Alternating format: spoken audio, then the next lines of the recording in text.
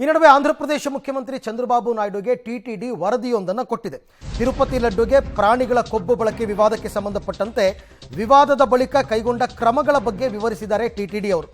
ಈಗಾಗಲೇ ಎಸ್ಐಟಿ ತನಿಖೆಗೆ ಸಿಎಂ ನಾಯ್ಡು ಕೂಡ ಆದೇಶ ಕೊಟ್ಟಿದ್ದಾರೆ. ತಿರುಪತಿಯ ಜೊತೆಗೆ ರಾಜ್ಯದ ಎಲ್ಲ ದೇಗುಲಗಳ ಪ್ರಸಾದ ಪರಿಶೀಲನೆಗೂ ಸೂಚನೆ ಕೊಟ್ಟಿದ್ದಾರೆ.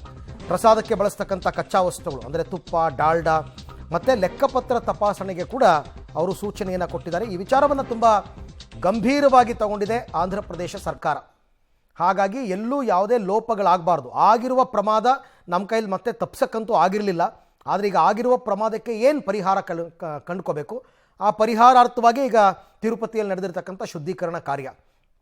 ಆದರೆ ಭಕ್ತಾದಿಗಳು ಮಾತ್ರ ಲಡ್ಡುವನ್ನು ಖರೀದಿ ಮಾಡ್ತಾ ಇದ್ದಾರೆ. ಜೊತೆಗೆ ಹಲವು ಕ್ರಮಗಳನ್ನು ಸರ್ಕಾರ ತಗೊಂಡಿತ್ತಲ್ಲ, ಆ ಕ್ರಮಗಳಿಗೆ ಸಂಬಂಧಪಟ್ಟಂತೆ ಈಗ ತಿರುಮಲ ತಿರುಪತಿ ದೇವಸ್ಥಾನಂ ಟ್ರಸ್ಟ್ ವತಿಯಿಂದ ಸಿಎಂ ಚಂದ್ರಬಾಬು ನಾಯ್ಡುಗೆ ಒಂದು ವರದಿ ಸಲ್ಲಿಕೆ ಆಗಿದೆ.